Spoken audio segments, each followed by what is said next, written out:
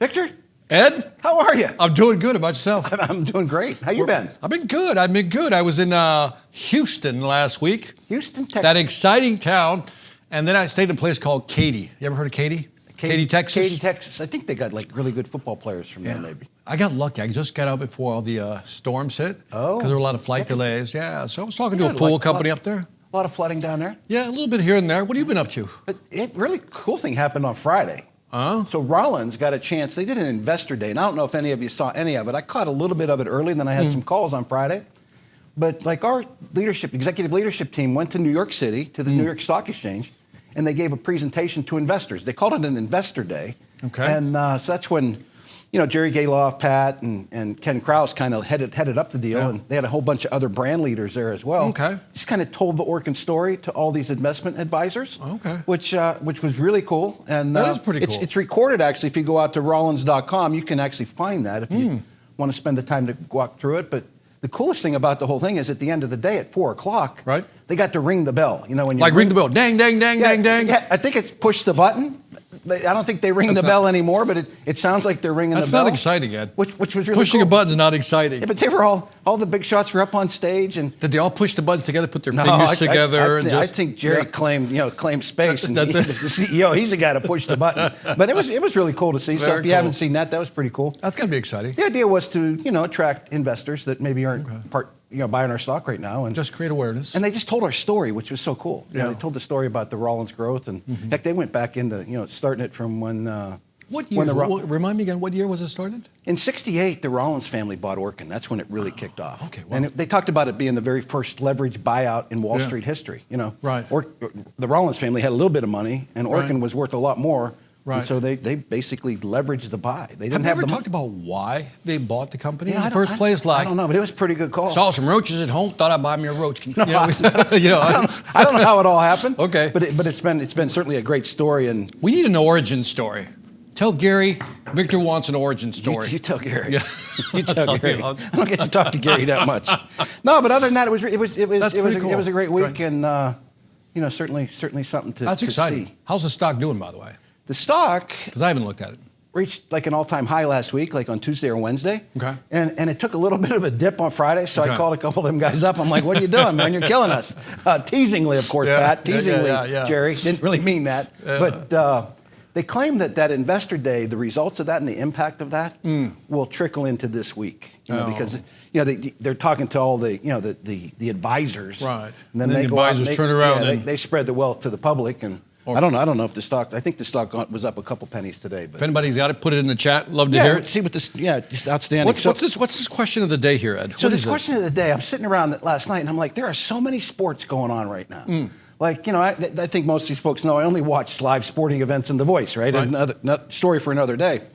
But there was hockey on, there was basketball on, there was the PGA golf on, there was baseball on. And I'm thinking, like, maybe just to get this thing started, post your favorite summer or spring sports team in the chat. And what do you think of curling, Ed? I like curling. That, by the way, curling was Victor's idea, and it's like a metaphor for life. Just got to let things go. And watch it just drift away slowly. It's not a spring or summer sport. Okay, I'm going to say, if you do it inside. I believe it's winter. Robert Barr said the stock's at 36 cents, up 36 cents. There you go. A lot of Dodgers. We got some West Coast folks in here. Okay, and, Dodgers, Astros. There's a cheater Astros fan. There you go. San Diego. The Padres. I like the way Mark had to throw that in there. Yeah, the champions. I like that. But he's dreaming. Yeah, Mark has issues. Mark has issues. We know this. Amen. Anybody else? Jay Valdez, how you doing out there? I see you in the dark. You're kind of half in the dark, Jay Valdez. That's okay. Like in a control room. Brian Burke, BB's back in the library. I know. He's back in the library. Why do they keep her in the dark? That's just wrong. My man George is in there. By the way, who's this guy over here? Is this Mitch Moffitt? Is he like in the trees somewhere? I don't see him. Look at him. He's like, it's got forest behind him or something. I don't know if that's just his backyard or some bad background that he has. I love the Built for Growth backgrounds, man. That's a message that's still hanging in there, man. Hanging in there strong. We got B. Worth with his little cap in his car, just chilling there, just hanging out. There you go, bam. That's the man right there, B. Worth. There's Mo Serda, also known as MC Serda. Is that what he's known as? Yeah, no, I just made that up for Mo. No, super cool. How's Mo doing? Is Mo killing it? You know, I think Mo's I never doing a good harassed job. Mo. No, don't be harassing anybody. Okay, sorry. These guys are all killing it. These guys are all killing it. No, we're off to a heck of a start for the year through the first 4 months. We'll talk about that. Why don't we do that now? Hey, by the way, Davis Lutz. Look at David Lutz's screen. There's like nobody there. He's got. Has he left the building? Yeah, Dave Lutz has left the building. You know, There you I'll just go. turn on my camera and leave. Digging the build for growth. Lee Fogelman, I see you, man. All right, let's jump in. All right, let's do it. So let's cover some April numbers. And again, this is the residential broadcast. The commercial one will go down tomorrow. And we're going to have a guest host with you tomorrow. Dawn Aguayo is coming in.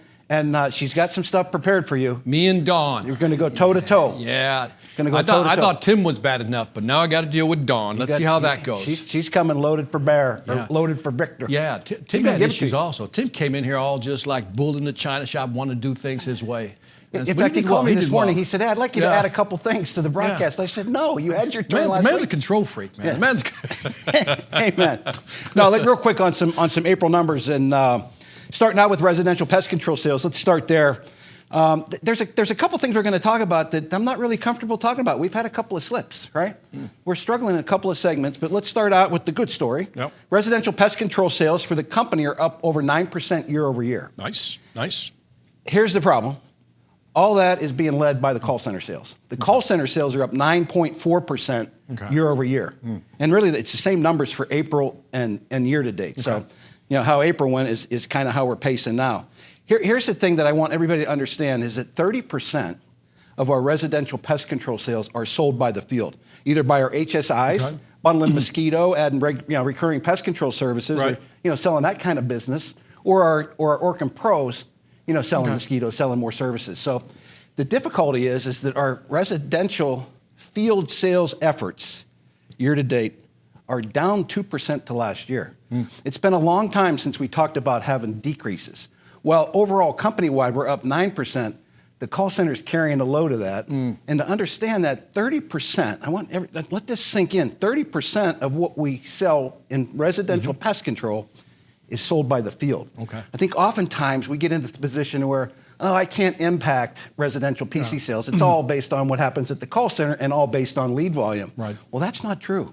30% of it is out there for us to get after it. Interesting. And it's a bit of a worry card. Okay. Through 4 months, the first couple of months we kind of let it slide, but it's a concern. So like you ought to think about that, adding some mosquito to your bundles, selling more recurring pest control. Sure. If you go out there on a termite lead, they can buy pest control too, right? Love that recurring. Yeah, and at the end of the day, that's the stuff that keeps this motor running, right? So that's the story on the residential pest control side. The termite sales side, I'll start with total termite sales for the company. For the month of April, we're up 11.1%. Okay. Nice, strong, double-digit growth. Not the 16, 17% that we ran last year or the last 3 or 4 years, but still a solid 11% growth. Yeah. Same number for year-to-date numbers for termite sales total as a company. $122 million of termite sales in the first 4 months of the year. Just outstanding. Just Just amazing numbers. crushing it, right? Yeah, those are crazy numbers. 11% over what we did last year. Yeah. Here's the problem. Our ancillary sales as a company were up 29.4% in the month of April, and they're up 23% Nice. year-to-date ancillary sales. So if we're up mid-20s and high 20s resident with ancillary, Right. that means something fell off when we're total 11 up, right? Right. Only 11% over.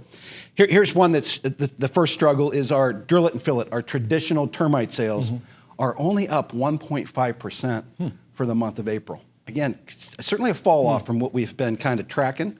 That's been sitting right for the last 4 or 5 years, sitting right about 10%. What was last month's number on that? Do you remember? Only a 1.4% increase. Okay. We're sitting Or the here- month prior to that, I mean. Has been tracking. Yeah, this is one that, like I said, I wanted to make mention of it today. I asked Tim to talk about it a little bit last week, but I want to reinforce it. We're slipping there. We're slipping there. Okay. So year to date, we're only up 2%. The real big worry card that I have, as you sit down here and you get all these numbers rolled up to you, is our bait sales have really struggled. I mean, when I talk about struggling, we have decreases in our termite bait sales across the country. Now, it's in pockets, but a lot of our regions, in fact, most of our regions, are experiencing a decrease in termite bait sales.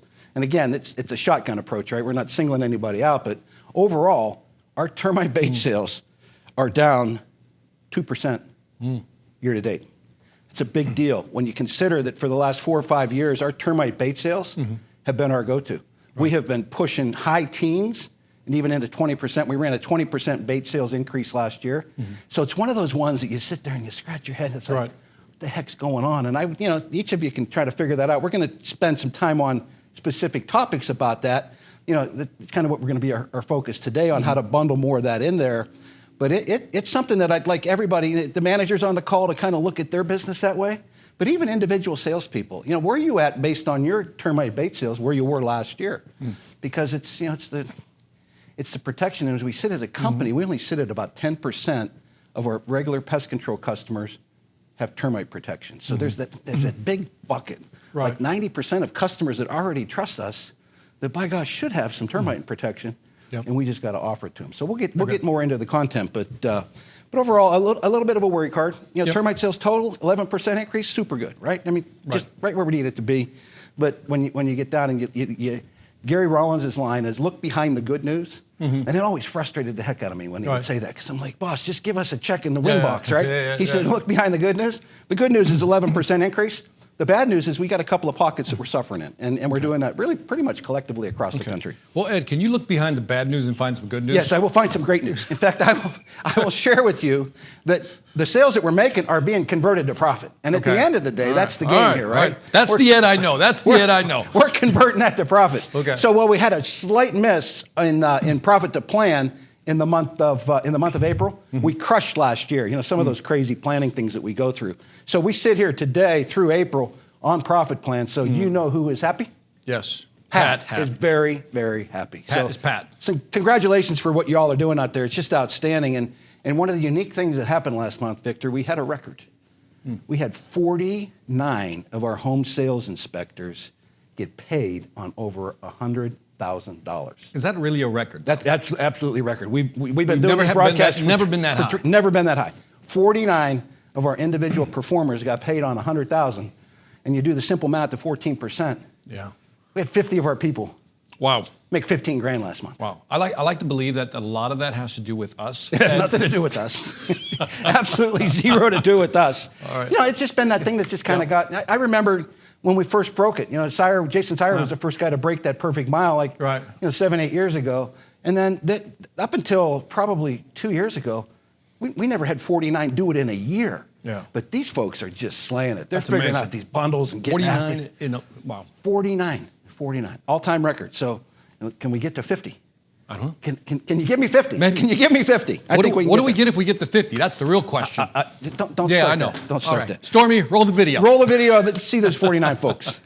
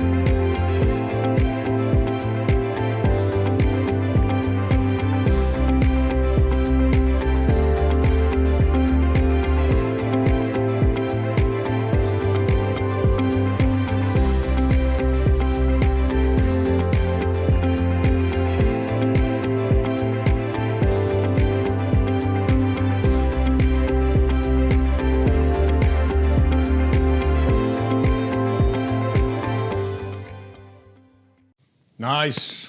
How about that? Nice. Hassan. Nicely done, man. Hassan come back. He reclaimed his title. That's 217. Tyler Jones. What happened to Tyler Jones? He sold Come $200,000. on, Tyler. Come on. Slacking off is what he's doing. Yeah, he made $30,000 last month. Is that what No, what's cool about it is like Hassan and Tyler last year kind of went toe to toe. all the way to the I'm end. first year. Yeah. The cool thing about this year is we've had four people in the first 4 months of the year, different people. Nice. Tyler won once. I think Marco Lopez won once. I know Rodney Jones won once. Okay. And now we got Hassan back claiming the title of number one. You got Michael Vincent sneaking up there. Yeah, he's 216, relatively new in nice Tennessee. number. Yeah, he's a newbie. Yeah. Any surprising names on here? I think the coolest thing about it is that there are 24 regions represented. I mean, that just tells that story. Mm-hmm. You know, it's never the land. It's always the man or the woman, right? Yep. I mean, you can do this anywhere, and I think this is a great testament to Yep. it. You know, it's six folks from North Carolina. Michael Scamordella. Yeah, he's been on there quite a bit. Yeah, he He's been on there has. quite a bit. 5 from Tennessee, 4 from Kentucky. You know, if you plug the Permit Treat folks into the branch that they're running out of or the region they're running out of in Virginia, they had 4 there. So just super good performances. Kansas, Missouri region. Love that. Yeah, absolutely. That's how Josh Wassam. Who else is on here? There's Brian Worth. What's Brian Worth doing at 106? Well, he's the top dog. What's man. up, Brian? Is he taking a vacation? Did he just like take the month off or something? Why you got to go Get there? your act together. He might be my favorite termite salesman on All the right. whole planet. Couple newbies. So and if I screw this up and I miss you and you're new, Roy, I see you there. You're still one of my favorites too. But B. Worth is they're good. Roy. Some folks that, and if I miss you, it's my bad. But Zachary Waller up there from Tennessee, new name to me. Zach McGinnis out of Kentucky. Austin Townsend, Clayton Williams out of Tennessee. Owen Smith out of North Carolina. Elijah Booker out of South California, SoCal. Just some new faces for me. Just some new faces for me. Worth, Lopez, and you said the Lopez's aren't related, right? They are Mario not, and Marco. As far as I know, the only one I know. I've met Marco. I don't know.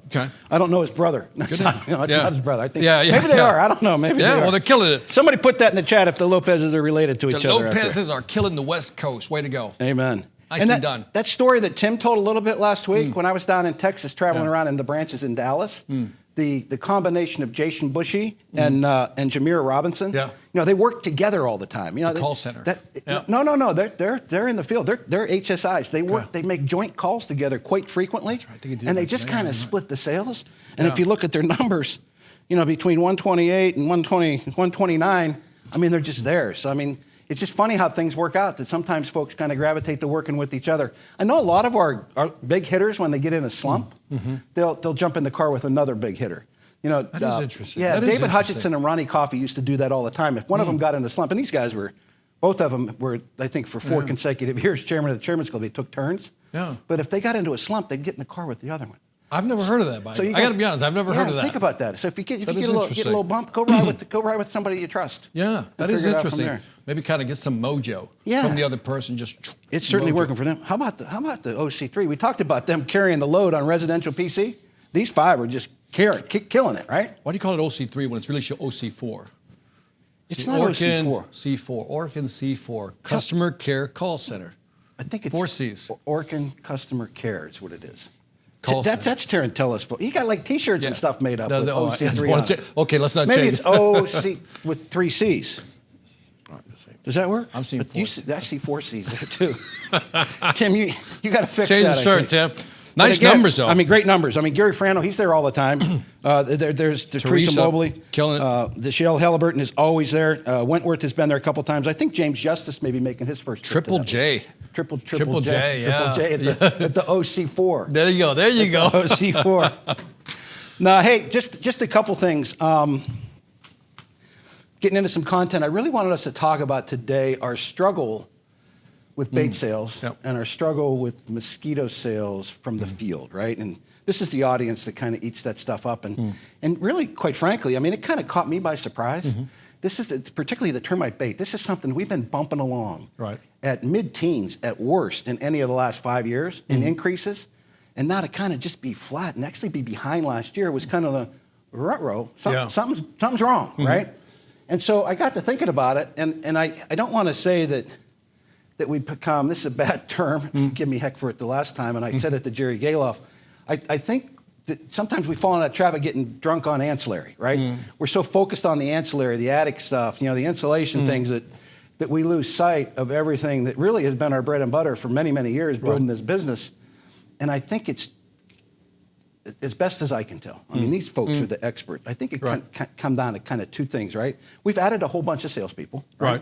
And so we've gone into some lead seasons where we've got some, folks calling us. So maybe there's that bit to be tentative to where you don't want to mess up the deal, right? I mean, when I started in the business, we sold very few other services, but we'd get into a situation where if we got a termite lead, I would sell the termite lead and say, oh, I'm going to go back and get the moisture work or get the pest control work later when I do the follow-up inspection. Right. And it took a very sage salesman to turn me from that, to put it all out there.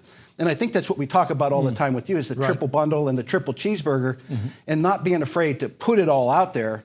Because I think sometimes, particularly our new folks, they get hesitant that I can't ask for all this. I can't ask for all this today, even though they need it. Right. I can't ask for all it's this. That little voice in their head. Yeah, they don't want to mess that deal up. And maybe if you're there, well, maybe some of the talk that we're going to have today is going to hopefully try to get you over that hurdle. Right. Because it's legitimate. And I can tell you, I lived it very early on in my career. It took me 3 years before I started bundling services. Right. We're talking, heck, first I looked at these numbers. The first time I went to President's Club, Victor, in 1985, 20 of these guys sold more in a month than I sold it. The goal was $150,000. And like 20 of these dudes already sold that in a month. You sound like that old guy. Back in the day when I was selling. No, I'm telling you. How much better these guys are than I ever was. All right. But let's talk a little bit about the bundle, that hesitancy, and why we should be doing that. I think about it, particularly the Centricon thing, and I think about the mosquito services and the pest control services.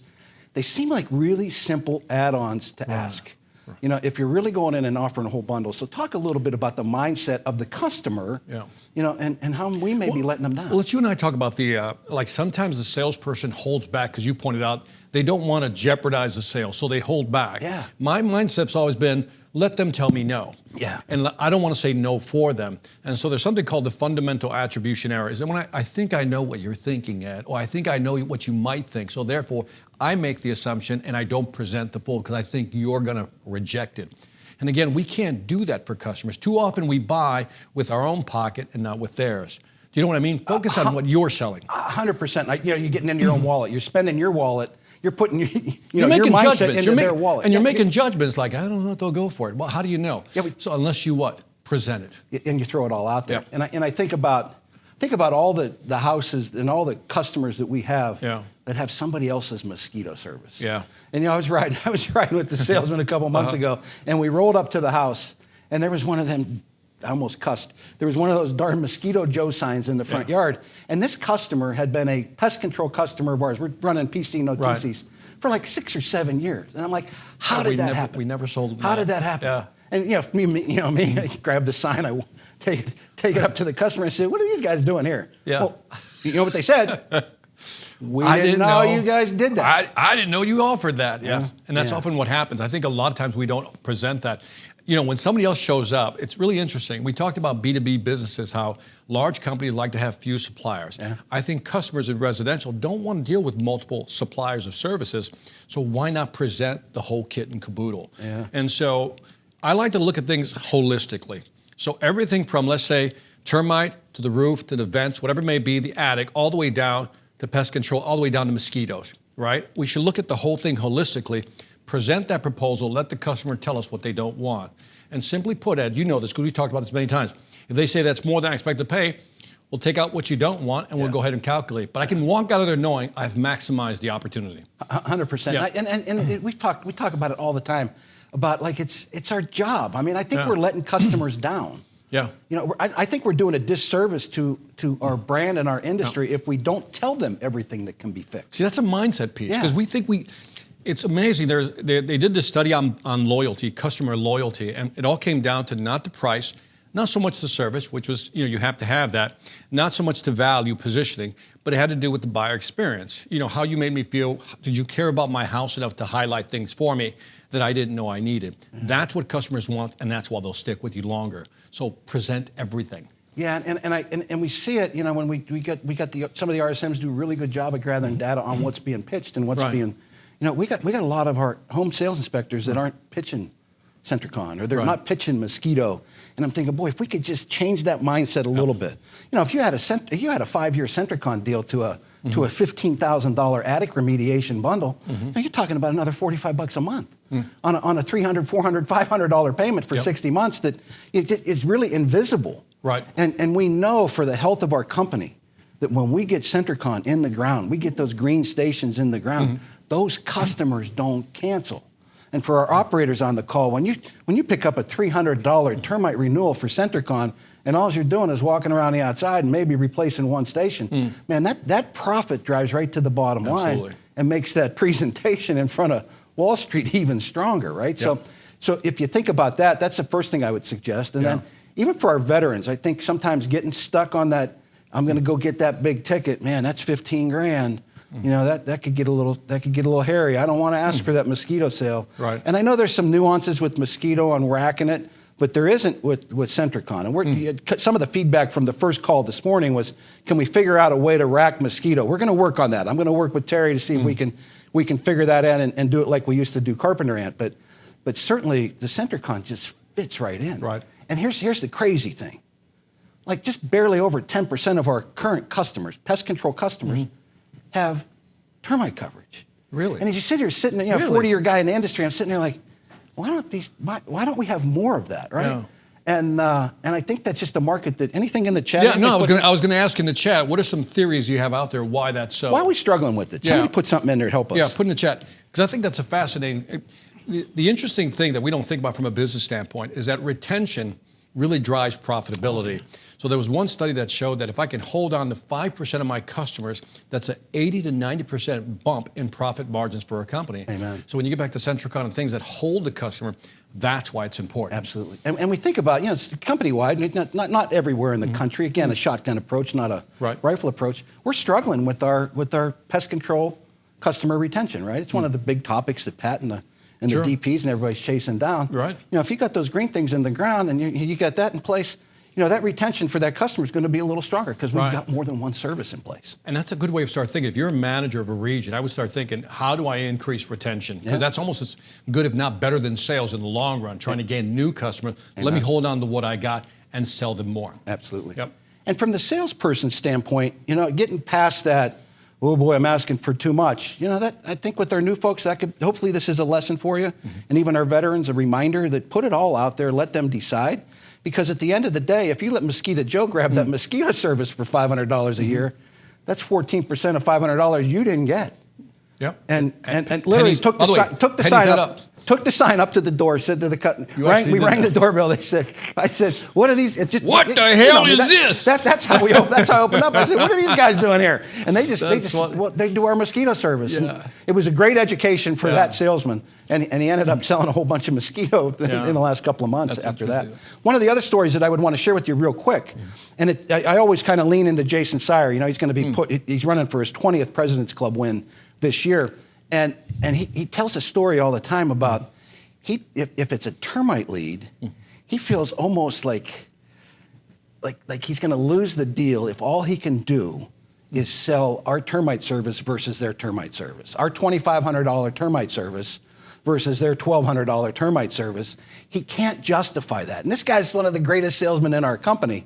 He would much rather present a $12,000, $15,000 bundle to fix all the issues on a termite lead rather than try to compete nose to nose with somebody that's going to be half the price. Yeah. Right? And if you think about that mindset, I think that drives that home, that one of our best people in the company doesn't want to go toe-to-toe with Terminix on a 50% discount on termite service only.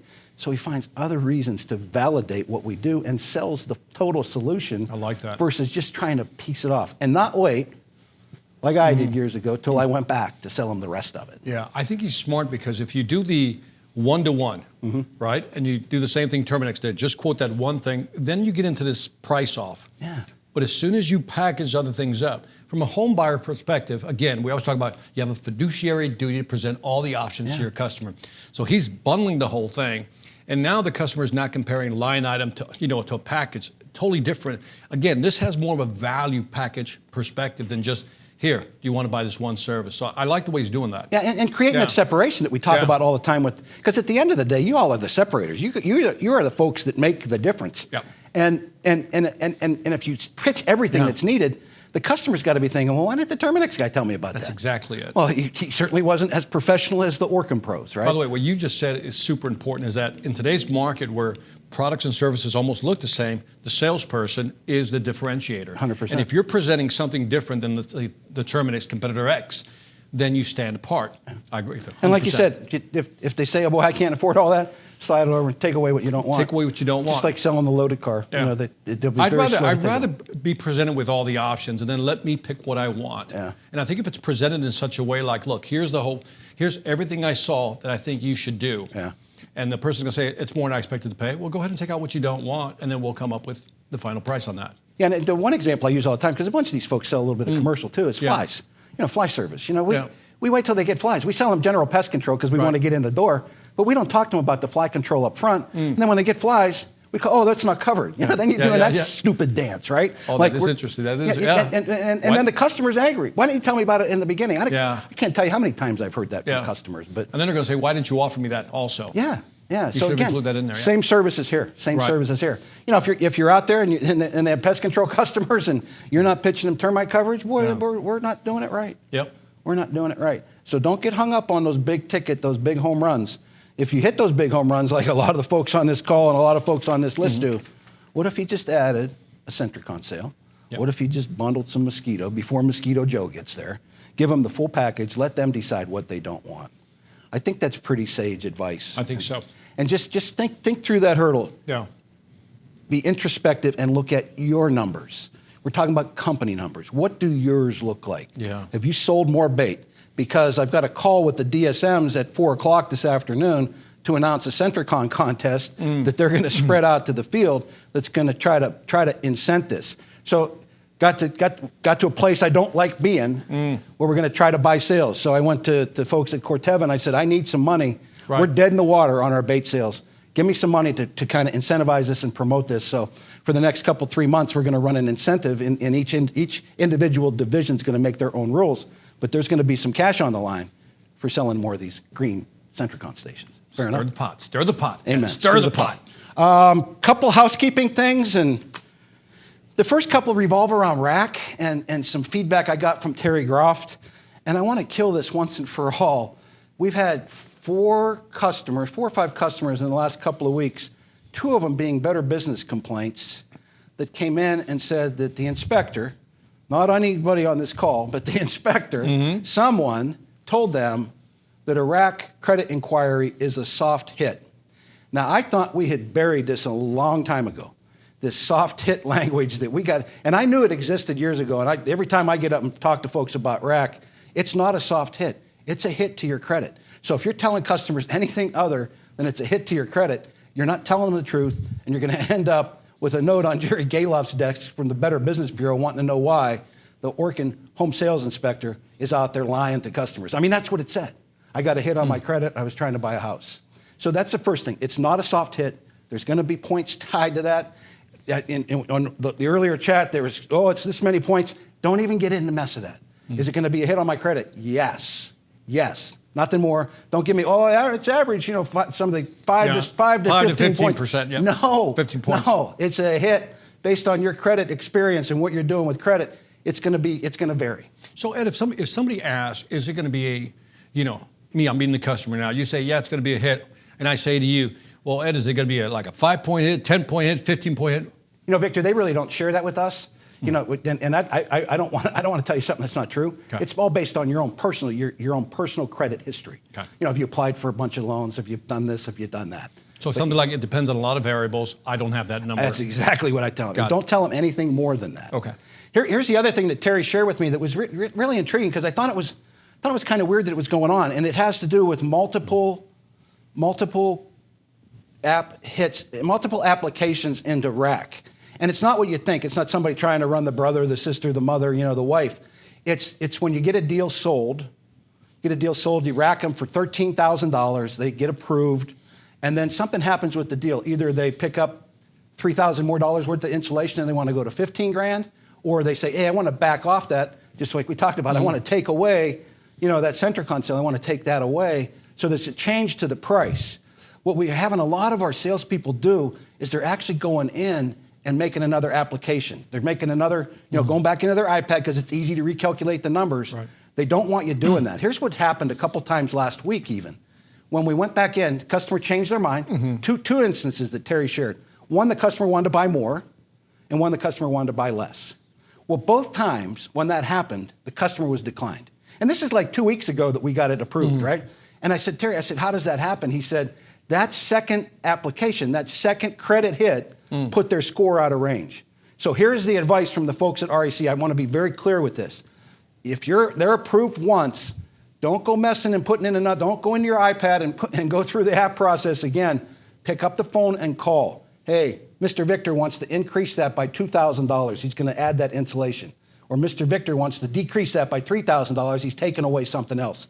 Don't go in and create another inquiry, right, because that's going to jack that thing up and run you the risk of them not being approved, So if you get any change to the number, I want to be very clear, any change to the number, simply pick up the phone, call the folks down at RAC, and tell them what's going on so they can deal with it without having to go through Equifax again. Love it. By the way, so C. Brindle has something here. It says, yes, it is a hit on your credit, but only your Equifax. It is going to show we checked your credit, but will not show a balance unless you miss a payment. That's and the guy that goes to RAC Trip every year. Yeah. He knows the rules, right? So, however you code it, I just try to be very vague intentionally, right? Right. And limit it. Yeah, it's going to be a hit on your credit. Yeah. Yeah, we work What number through is it? Equifax. We don't know. Yeah. It varies. Yeah. And there's some rules that when you get more familiar with RAC, we don't report to the credit bureau if you're late, but that's a bit much for most folks. If they ask if it's a hit, tell them it's a hit. Okay. Tell them it's a hit, and I think you can get away there.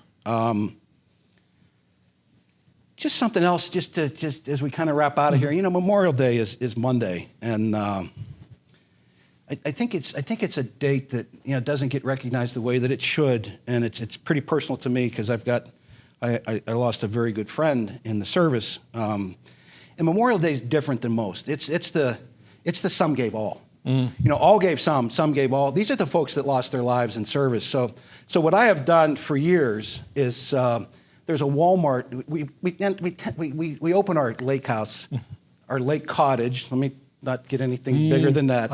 Up on Lake Erie, it's a wooden tent, is all it is. Okay. But we get all the kids up there and all the grandkids. And I always take the grandkids. I've got 4 granddaughters. Well, I'll take 3 of them this week on Monday up to the Walmart where they sell the little red poppies.